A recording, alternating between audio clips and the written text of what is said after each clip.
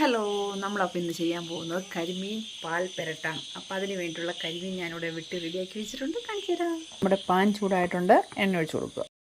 ഒരു 2 തണ്ട് കറിവേപ്പില വെച്ച് കൊടുക്കുക. അതിലേക്ക് നമ്മുടെ കരിമീൻ എടുത്തിടുക. ഇത് സാധാരണ മാരിനേഷൻ തന്നെയാണ്. മഞ്ഞൾപ്പൊടി, മുളക് പൊടി, ഉപ്പും ലേശം കുരുമുളക് പൊടിയും കൂടെ. ഞാൻ അതിനെ ഒന്ന് മറച്ചിട്ട് കൊടുത്തിരുന്നു കേട്ടോ. ഇനി നമുക്കതിനെ പതുക്കെ പൊക്കിയെടുക്കാം. അങ്ങനെ നമ്മുടെ കരിമീൻ റെഡി ആയിട്ടുണ്ട്. അതിനെടുത്ത് നമുക്ക് വേറൊരു പ്ലേറ്റിലോട്ട് മാറ്റാം. ഇനി അതേ എണ്ണയിലോട്ട് തന്നെ വെളുത്തുള്ളി, ഇഞ്ചി, കറിവേപ്പിലയും കൂടി ചതച്ചത്. ഇനി നമ്മുടെ കൊച്ചുള്ളിയാണ്. കൊച്ചുള്ളി ഒരു 10-12 എണ്ണം ഉണ്ട്, ചെറുതായിരുന്നു. അപ്പം അതും കൂടി ഒന്ന് ക്രഷ് ചെയ്തത്. നമ്മൾ മീൻ ഉപ്പ് ചേർത്തതാണ്. അപ്പോൾ ഈ മസാലയ്ക്ക് ആവശ്യമായ കുറച്ച് ഉപ്പ്. പിന്നെ ഇതൊന്ന് ഫ്രൈ ആയി വരണേ. ഈ സമയത്ത് പെരിഞ്ജീരകം ഒരു 2-3 എണ്ണം. അത് 2-3 എണ്ണ അല്ല കേട്ടോ, മാറിപ്പോയതാ. ഒരു 2-3 പിഞ്ച്, ഒത്തിരി വേണ്ട, ചെറിയൊരു ടേസ്റ്റ് കിട്ടാൻ വേണ്ടിയിട്ട്. ഇത് നമ്മുടെ ചെറുള്ളി എല്ലാം നല്ല മൂത്ത് വന്നിട്ടുണ്ട്. ഇത് ഈ ഒരു സമയത്ത് നമുക്ക് ഒരിച്ചിരി കാശ്മീരി മുളക് പൊടിയാണ്.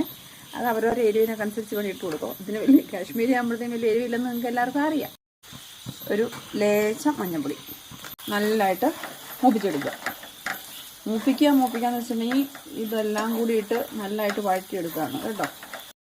ഇത് ഈ ഒരു സമയത്ത് ഒരു തക്കാളിപ്പഴം, നല്ല പഴുത്ത തക്കാളി ആയിരിക്കണേ. വീഴുന്നില്ലല്ലോ, വീട്. അത് നല്ലതായിട്ട് ചെറുതായിട്ട് അരിഞ്ഞത് ഇട്ട് കൊടുക്കുക.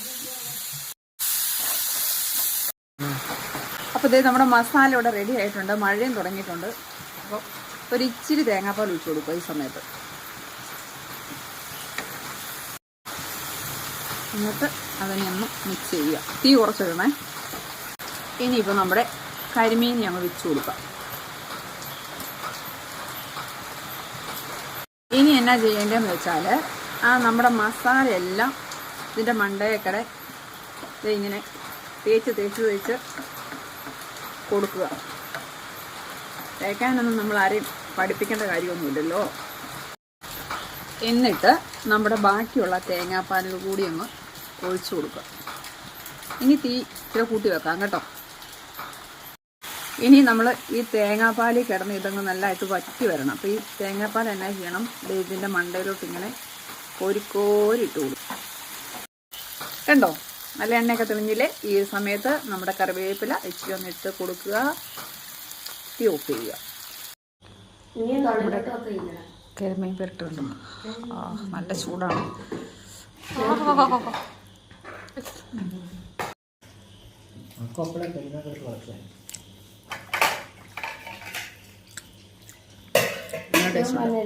തേങ്ങാപ്പാലിൻ്റെയൊക്കെ ട്രൈ ചെയ്യുക.